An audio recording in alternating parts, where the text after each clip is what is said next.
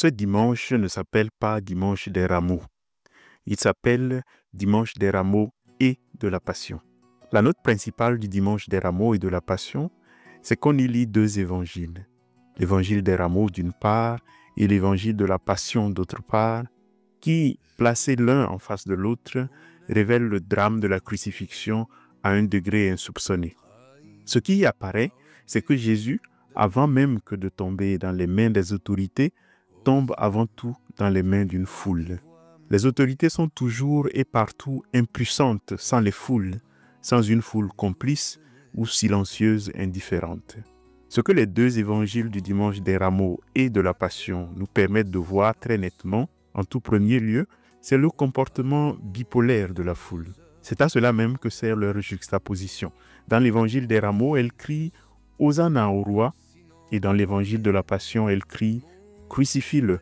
Une foule, ça s'est toujours comporté ainsi depuis la nuit des temps. Elle n'a jamais su dire que deux choses. Quand elle est contente, elle crie « Vive le roi, viva !» Et quand elle est mécontente, elle crie « Démission, démission, Macron, démission ». Elle passe de la forte espérance à la déception et le fait savoir très fort. Elle est versatile. Elle peut brûler ce qu'elle a adoré, elle peut adorer ce qu'elle a méprisé. C'est ce qui arrive à Jésus.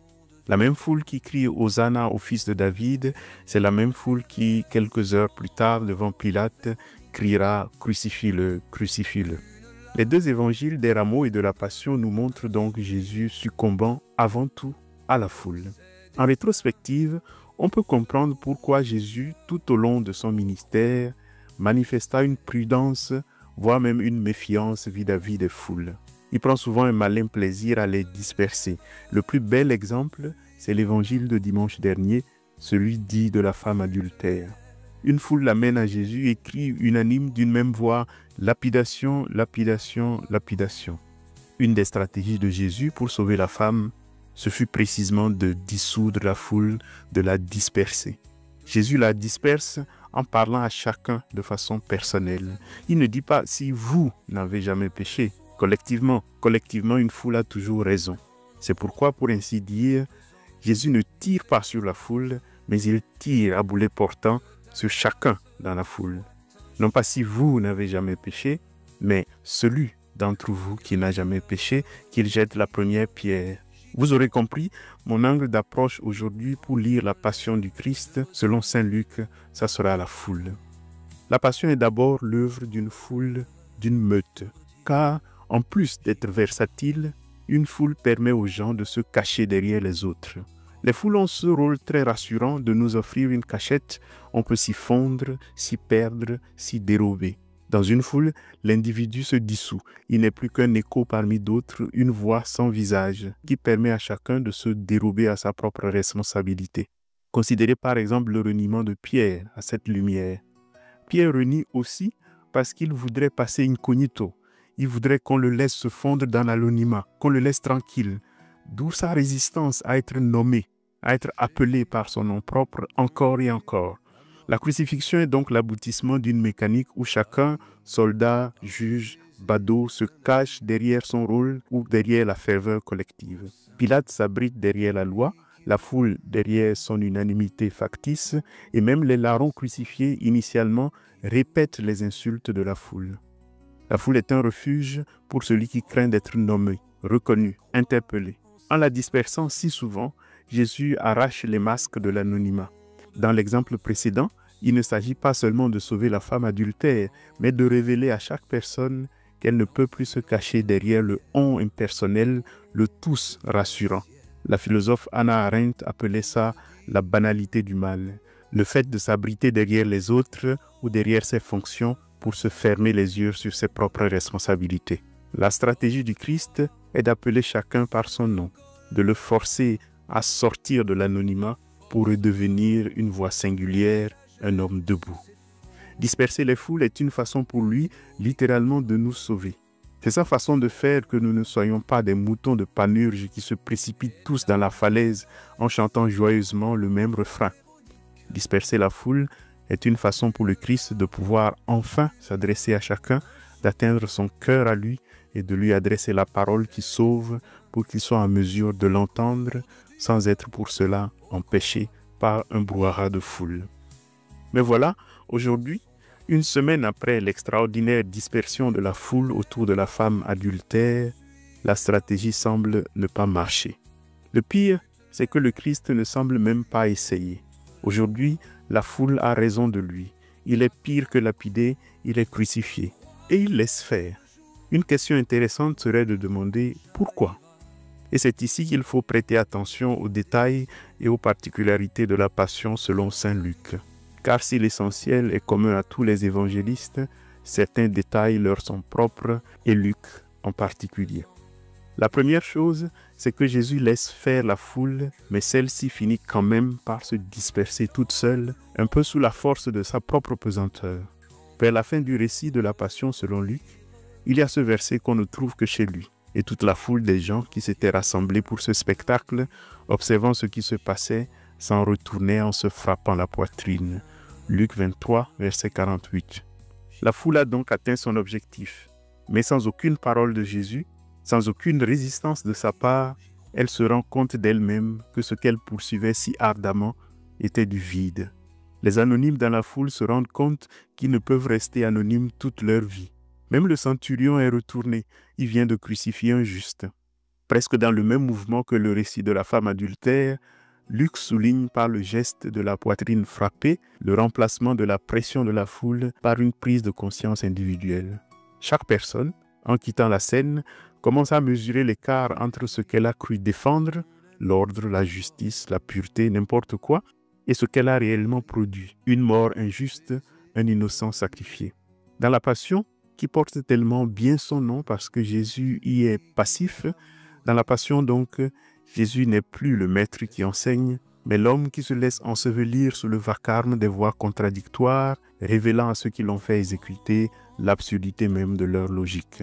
Et une fois le tumulte dissipé, une fois le calme revenu, une fois le dernier Hosanna et le dernier crucifix éteint, Jésus laisse s'abattre sur le monde un silence si lourd que chaque personne, enfin seule face à elle-même, doit décider si elle continue de hurler ou si elle écoutera dans le silence qui suit la tempête la voix qui l'appelle par son nom. Le miracle de la Passion, c'est que ce retournement silencieux où chacun quitte la scène en se frappant la poitrine n'est pas le fruit d'une leçon administrée par Jésus, mais d'un constat intime surgi d'une absurdité devenue visible. La mécanique de la haine s'est consumée elle-même. La crucifixion, en apparence victoire de la foule, devient le reflet de son propre vide. Le monde a tourné tellement sur lui-même qu'il s'est affaissé sous son propre poids et s'abîme sur lui-même. La foule, brûlée par sa propre énergie, s'éteint d'elle-même comme un feu privé d'oxygène. Elle a atteint le fond du fond, le gouffre du gouffre, d'où peut-être un retournement radical peut naître. Avec le dernier soupir de l'homme en croix, s'abat sur le monde un tel silence, un tel vide, un tel non-sens, que s'ouvre un espace où, pour la première fois, chaque homme ne peut plus se cacher derrière l'autre, où le coq qui chante raconte une histoire particulière à chacun, où le regard que Jésus offre à Pierre n'est destiné à nul autre qu'à lui. Voilà la première chose que je note. Mais chacun n'est pas renvoyé à lui-même pour s'enfermer dans le tribunal de sa conscience ou de son cœur. Et c'est le deuxième élément à souligner dans la Passion selon saint Luc. Car le récit de la Passion chez Luc est aussi, de façon extraordinaire, l'affaire d'une autre forme de solidarité, d'une forme de solidarité nouvelle qui naît entre les hommes. Ce nouveau type de solidarité n'est plus contre quelqu'un, contre la femme adultère ou contre le crucifié, mais autour du crucifié et de tous les autres crucifiés de l'histoire, dont la figure emblématique dans la Passion selon saint Luc est le bon larron. Cette nouvelle solidarité repose non sur ceux qui se cachent dans la foule, mais sur ceux qui osent marcher à contre-courant. Et là encore, à travers des détails propres à Luc. Par exemple, la figure de Simon de Cyrène, évoquée par Luc seul, contraint de porter la croix de Jésus. Simon est contraint de porter la croix, mais cela devient chez Luc un moment de rencontre silencieuse. Simon est la figure concrète du bon samaritain, un autre récit propre à Luc, qui incarne malgré lui une proximité inattendue avec celui que la foule rejette par un geste qui le lie à la souffrance de l'autre. On a déjà parlé de Pierre, mais c'est le lieu de revisiter toute la tendresse avec laquelle Luc nous parle de lui. Dans l'évangile de Luc, au moment où Jésus annonce à Pierre son prochain reniement, il lui dit aussi avoir prié pour lui. Détail que laissent filer les autres évangiles. Mais Jésus a vu en avance la trahison de Pierre, mais en même temps, il a prié pour lui. Comme s'il lui disait, dans une solidarité qui transcende tout jugement, « Pierre, tu vas tomber, mais je suis déjà à terre à tes côtés. » Et après la trahison, détail unique et saisissant, Jésus se retourne et regarde Pierre. Regard de tendresse, source d'une communion qui survivra à l'effondrement des apparences. Sans compter que chez Luc, Jésus va jusqu'à s'identifier à la faiblesse de ses bourreaux dans une prière que j'ai commentée ici à une autre occasion. « Père, pardonne-leur, car ils ne savent pas ce qu'ils font. » Témoignant d'une solidarité à venir avec ceux qui participent aujourd'hui à l'injustice.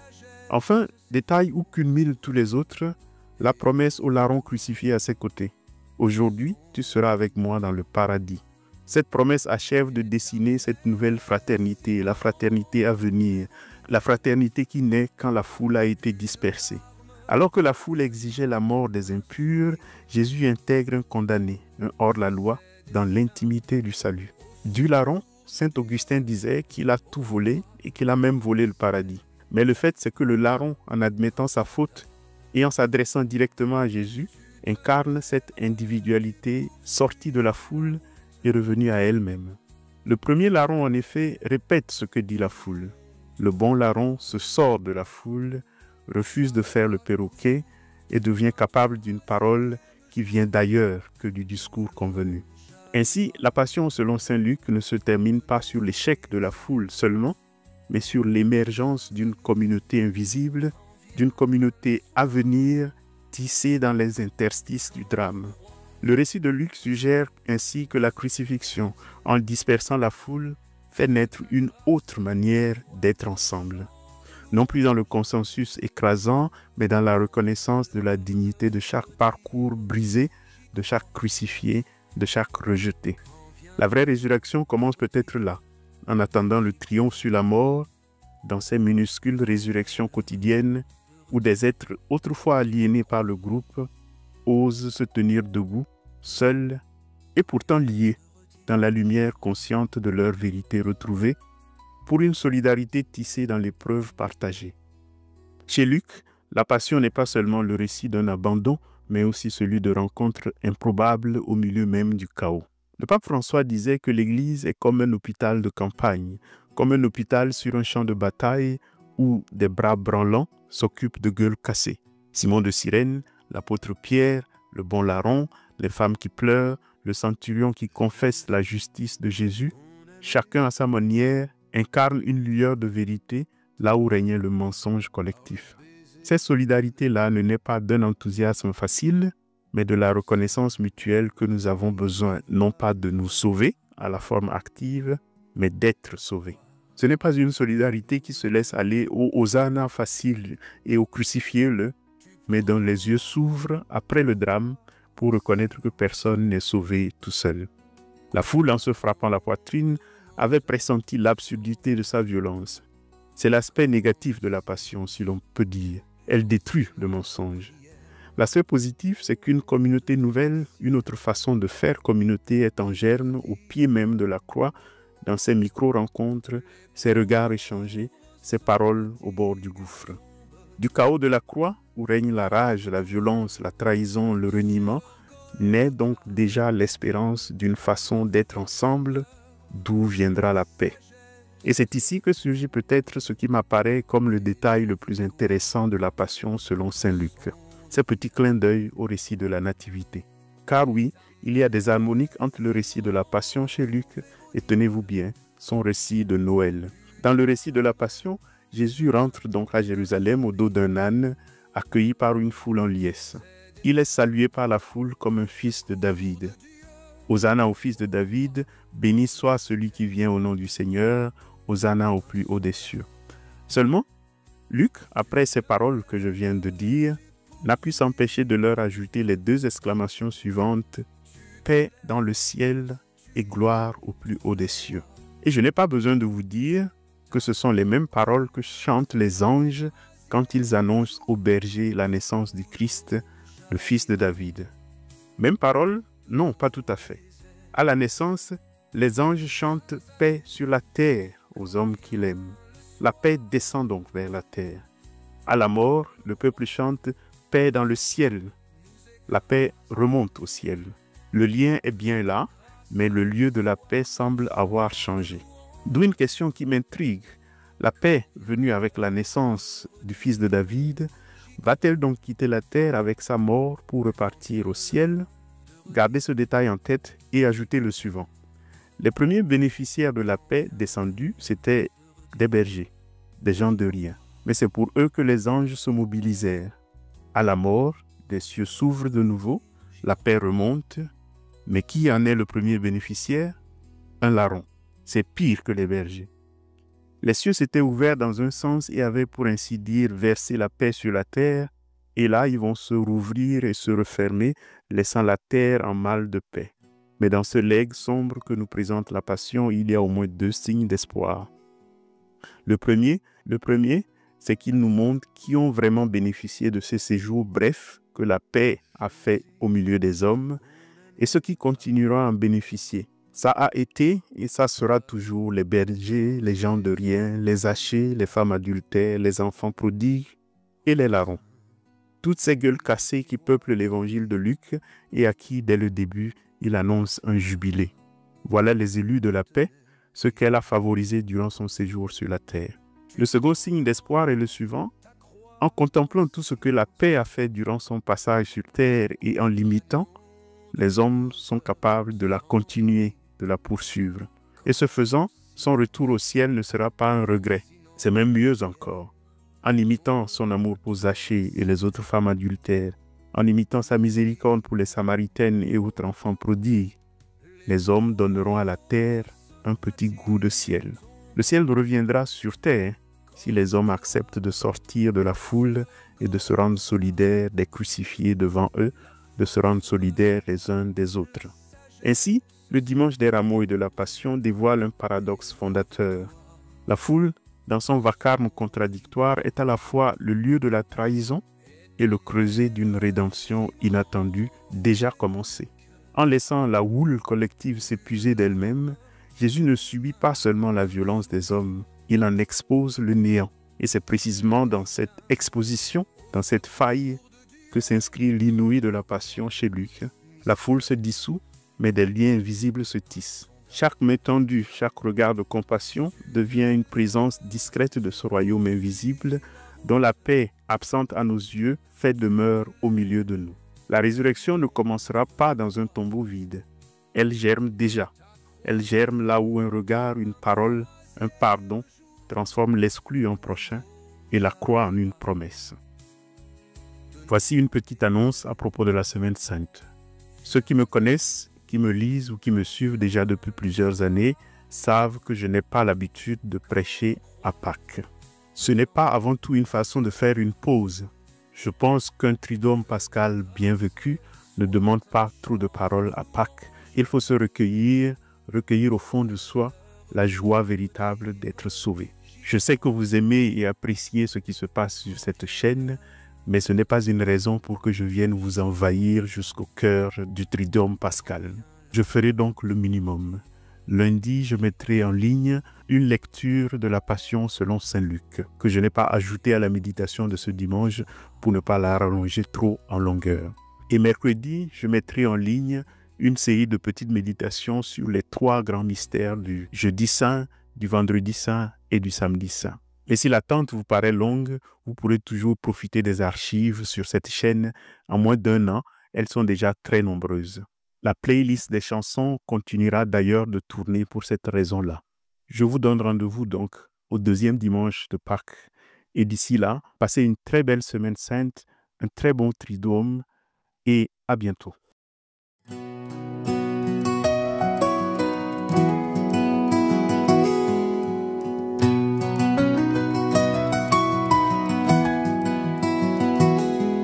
Jésus, condamné à mort, trahi par le baiser d'un ami, ô sainte nuit qui voit mourir l'espoir qui nous tenait vivants. Tu prends ta croix en silence, compagnon de nos heures sans vie, quand nos silences, lancinante prière, monte vers un ciel qui ne dit rien. Les pauvres se fatiguent et tombent comme toi sur leur Golgotha. La force meurt, la sagesse s'effondre, et nos victoires sont de vinaigre. Et ta mère est Simon, Véronique, une larme, une main, un soupir. Ces destins au secours de Dieu, aux croix, mystère insondable. Tu te lèves, tu poursuis la route, tu te lèves, tu montres la voie. Ta croix couvre un troisième jour où l'eau jaillira de nos déserts. Viens à nous quand vient le soir, quand nos croix pesant nous écrasent. Que ta grâce soit un chant de louange quand vient l'heure de redire j'y crois. Quand vient l'heure de redire j'y crois. Quand vient l'heure de redire j'y crois.